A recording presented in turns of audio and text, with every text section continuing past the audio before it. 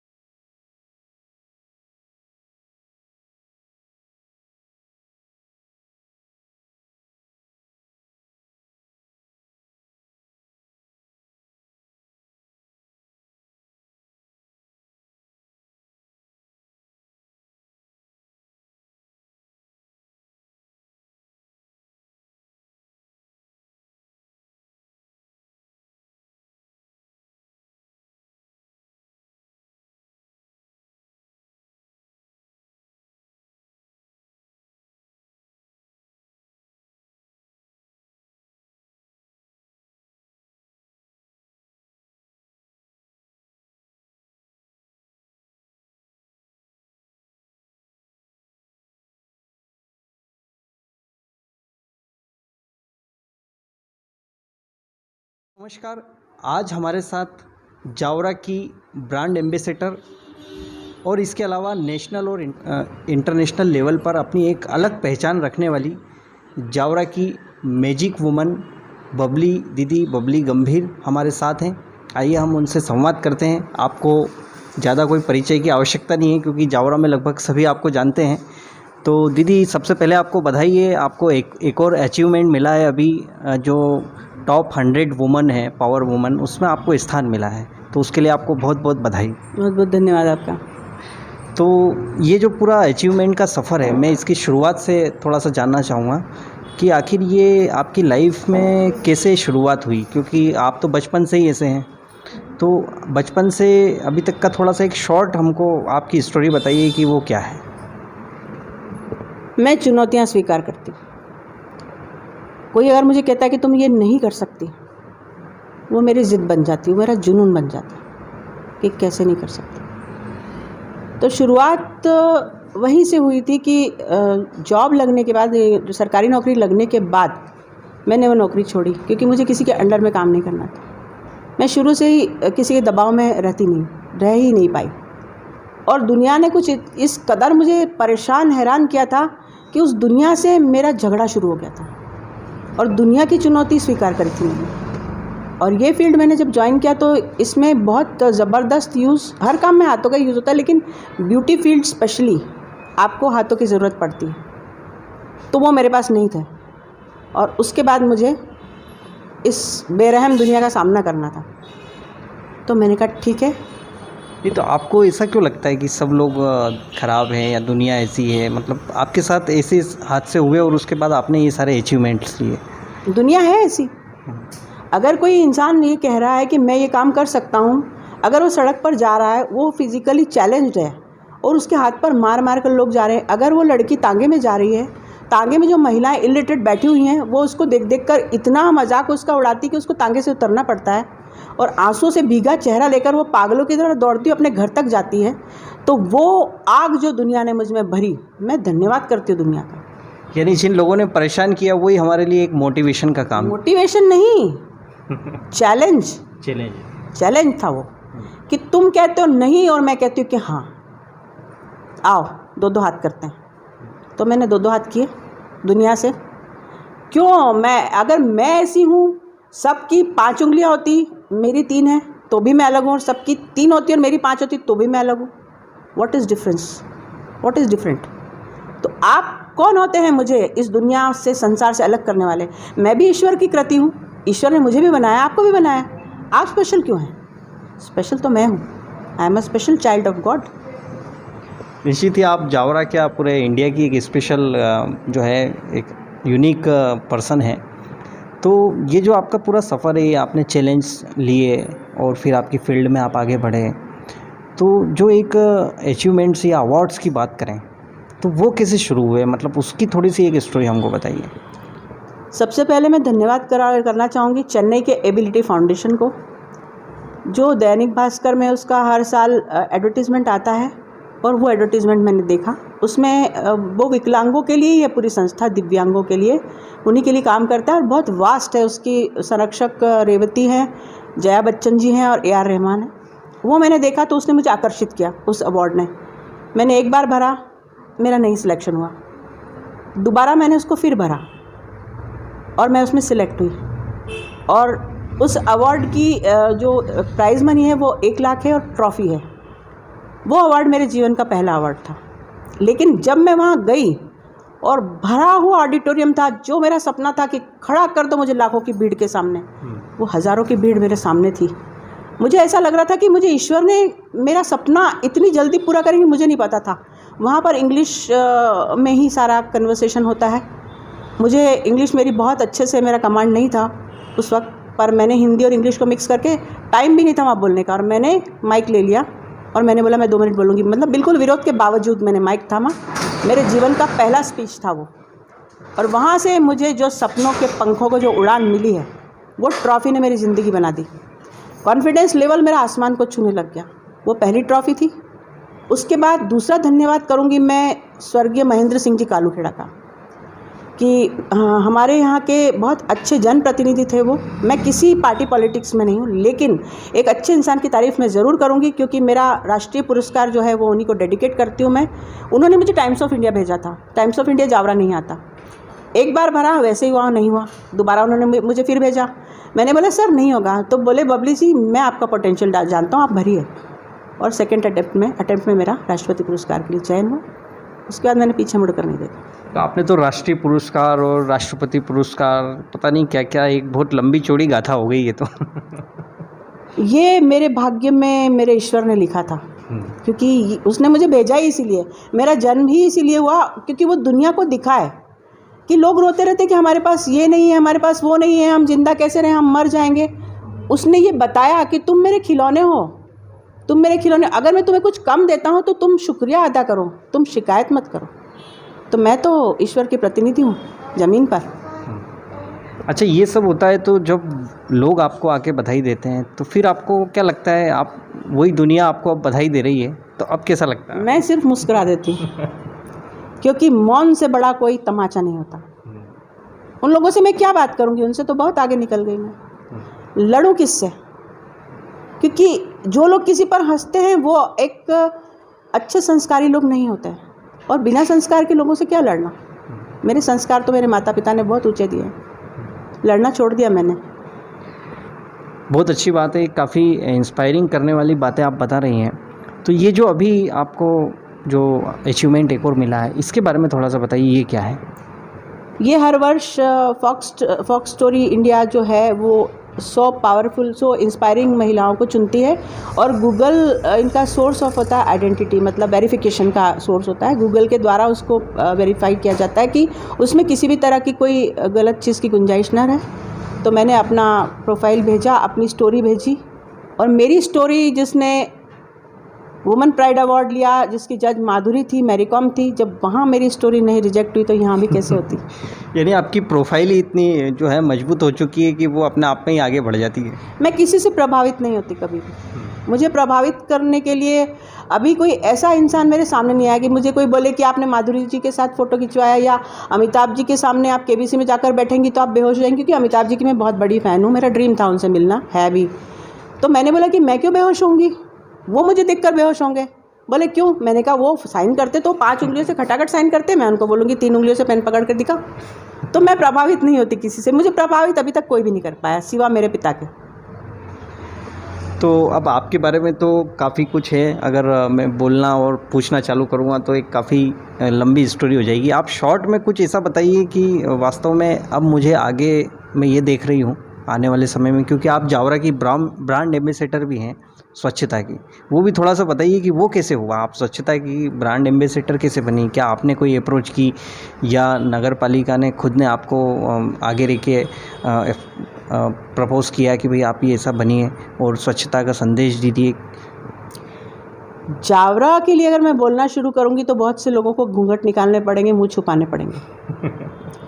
क्योंकि कोई व्यक्ति अगर कॉन्फिडेंट होता है तो वो दूसरे की तारीफ़ से बात शुरू करता है, और जो हीन भावना से ग्रसित होता है वो अपनी तारीफ़ से बात शुरू करता है। तो मैं करती चली गई, हर मंच पर चिल्ला चिल्ला कर नाम लेती रही कि मैं जावरा से हूँ, मैं मध्य प्रदेश से हूँ, मैं जावरा से हूँ। जावरा के लोगों की नींद नहीं खुली, मध्य प्रदेश की भी नहीं खुली थी। मैंने एक वीडियो में माननीय मुख्यमंत्री जी तक को आवाज़ लगा के बोला था कि मैं आपको दिखाई नहीं देती। वो तुरंत उसके बाद जो प्रोग्राम रतलाम में हुआ तो एसडीएम सर और जो भी यहाँ का महकमा था वहाँ से मेरा नाम गया और उन तक मैं पहुँची और मध्य प्रदेश ने मुझे पहचाना कि मुख्यमंत्री जी के साथ मैं खड़ी हूँ। जावरा के लोगों ने कभी मुझे वो चीज़ नहीं दी जिसकी मैं हकदार हूँ। तो जब नगर पालिका ब्रांड एम्बेसडर चुनना चाह रही थी तो उस समय यहाँ के जो पूर्व अध्यक्ष हैं यूसुफ जी कड़पा, मुझे इन चीज़ों के बारे में कोई जानकारी नहीं थी क्योंकि मैं किसी पार्टी पॉलिटिक्स से नहीं हूँ। तो उनका सुबह सुबह 8 बजे फ़ोन आता है कि बबली जी हमने आपको ब्रांड एम्बेसडर बना दिया, सीधा बना दिया। तो मैं इनकार कैसे करती, मुझे समझ ही नहीं आया क्योंकि मैं सोकर ही उठी थी उस वक्त और इतने बजे आपको नगर पालिका आना है। मैं गई और वो काम उन्होंने भी क्यों चुना, क्योंकि उन्होंने देखा कि ये इस शहर की बहन, इस शहर की बेटी शुरू से लेकर आज तक साबित कर करके दिखा रही। तो अब तो उनकी बारी थी। और किसको चुनते वो? मैं ये नहीं कहती कि आई एम द बेस्ट, ऐसा नहीं कहती, लेकिन जितनी उपलब्धियां आपके शहर को मैंने दी हैं आप ढूंढ कर बताइए, है कोई और? नहीं तो आपको ऐसा लगता है कि जावरा में ये इतनी सारी प्रॉब्लम्स है तो आप फिर इंदौर, मुंबई या किसी मेट्रो सिटी में क्यों नहीं चले जाते? जिद थी कि इसी टेबल कुर्सी पर बैठकर इस देश के हर प्रांत को छूऊंगी मैं। मुझे किसी महानगर की ज़रूरत नहीं है। मैं जाऊँ महानगर में तो मुझे सेट होने में 6 महीने लगेंगे। इतना एक्सपीरियंस है मेरे पास। और मेरी माँ जो थी वो बेड रिडन थी। मुझे बहुत अच्छे ऑफ़र्स आए थे पर मेरे सामने 2 चुनाव थे, एक मेरा स्वार्थ और एक मेरी माँ। तो मैंने अपनी माँ को चुना, फिर मैंने अपनी जन्मभूमि मातृभूमि को चुना। और जावरा वालों को ये बताना था कि तुम्हारी छाती पर बैठकर मैं तुमसे जीत कर जाके बताऊंगी। और मैंने जीता। हर प्रांत से, हर स्टेट से अवार्ड लिए मैंने। निश्चित ही आप वैसे एक स्त्री हैं और उसके बाद में एक यूनिक स्त्री हैं, तो वैसे ही सारा संसार झुकता ही है देवी के आगे। तो जावरा क्या आपको तो आपके सामने तो पूरे भारत को भी एक समय जो है आपको सामने नतमस्तक होना ही पड़ेगा, आपके काम ऐसे हैं। तो अब आगे का क्या गोल है? एक शॉर्ट में आपकी भाई आगे ये देख रहे हैं, आगे ये करना चाहते हैं और इस तरफ मैं बढ़ रही हूँ। आगे के लिए मैं अब इतनी अंदर से इतनी सशक्त हो चुकी हूँ, इतनी मजबूत हो चुकी हूँ कि हर रोती हुई लड़की के आंसू पोंछूंगी, हर रोती हुई स्त्री के हाथ पकड़ूंगी और उसे अपने साथ चलाऊंगी। मेरे अंदर जितनी आग है उस लड़की के अंदर, उस महिला के अंदर फूंक दूंगी मैं।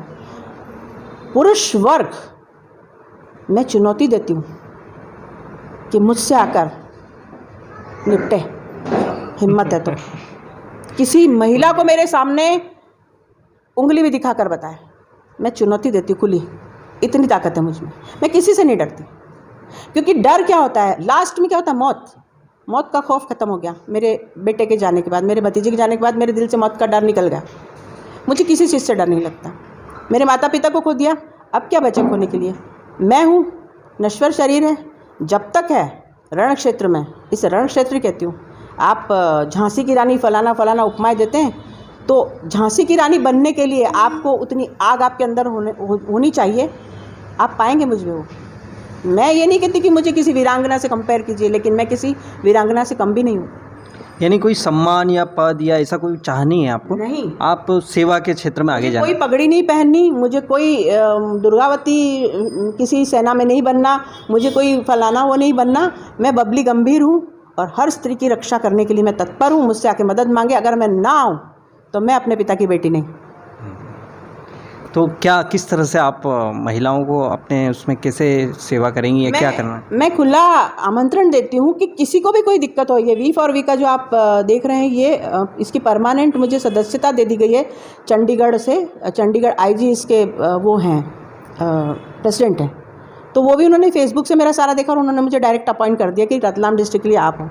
अभी तक मैंने इसका प्रयोग नहीं किया है, पर मेरे पास इन सब संस्थाओं के अलावा मेरे पास खुद की इतनी शक्ति है कि मैं उसका हाथ पकड़कर मैं ले जाऊंगी कि चलो कलेक्टर के पास, चलो SP के पास, कहाँ जाना है मैं तुमको लेकर चलती हूँ। तुमको कौन तंग कर रहा है, मेरे साथ चलो तुम, और मैं उसके सारे रास्ते मैं खुद ढूंढ कर दूँगी। इतना है मुझ में मादा। बहुत अच्छी बात है। जो लड़कियां या महिलाएं, उनके लिए आप एक उम्मीद की जो है रोशनी बन के उभरेगी। और क्या आप में, क्योंकि मैं आपसे पूछने में असमर्थ हूँ, क्या क्या पूछूँ आपसे आप ही बता दीजिए आप जो कि- पूछना चाहें। कि क्या आप मैसेज डर है। जाएंगे फिर मुझसे ज़्यादा पूछेंगे, क्योंकि मैं तो इतनी आक्रामक हूँ, क्योंकि दुनिया ऐसे आक्रामक लोगों से ही डरती है। अगर मैं कोने में हाथ छुपाकर रोती रहती कि बेचारी मुझे बचाओ, मुझे कोई खाना दे दो, मुझे कोई काम दे दो, मुझे कोई पैसे दे दो, तो दुनिया बेचारी बोलती। और अगर मैं तन कर आपके सामने तलवार लेकर खड़ी हो गई तो आप मुझे अहंकारी कहते हो। तो ठीक है, अहंकार और आत्मसम्मान में फ़र्क होता है। मेरा आत्मसम्मान है, मेरे आत्मसम्मान ने मुझे इस दुनिया के सामने झुकने से इनकार कर दिया। मैं नहीं झुकती इस दुनिया के सामने। लेकिन मेरे अंदर, यहाँ मेरे ब्यूटी क्लिनिक में अगर गांव की कोई महिला आती है तो मैं घुटनों के बल बैठकर उसका स्वागत करती हूँ, उसको सिखाती हूँ, एक एक घंटा उसको देती हूँ। दम्भी के सामने विनम्र नहीं और विनम्र के सामने दम्भी नहीं, ये मेरी परिभाषा है। बहुत अच्छी बात है, काफ़ी कुछ सीखने को मिल रहा है आपसे, और सभी को सीखने को ही मिलता है यहाँ पे। आपका इंस्टीट्यूट भी अपने आप में एक मिसाल है। और क्या मैसेज लास्ट में आप देना चाहेंगे सभी के लिए, क्या कहना चाहेंगे? मैसेज ये है कि अगर कोई बच्चा किसी के घर में किसी कमी को लेकर पैदा होता है तो उसे घर से शुरुआत करनी पड़ती है। उसके घर के लोग अगर उसे नकारेंगे तो वो आधी हिम्मत उसकी ख़त्म हो जाएगी। उसके बाद समाज, मेरे शहर का समाज, पंजाबी समाज, मैं उसे नकार चुकी हूँ। क्योंकि जिस समाज के पास अपनी बेटी के इतने अचीवमेंट्स के बाद एक फूल नहीं है, तो ऐसा समाज किस काम का।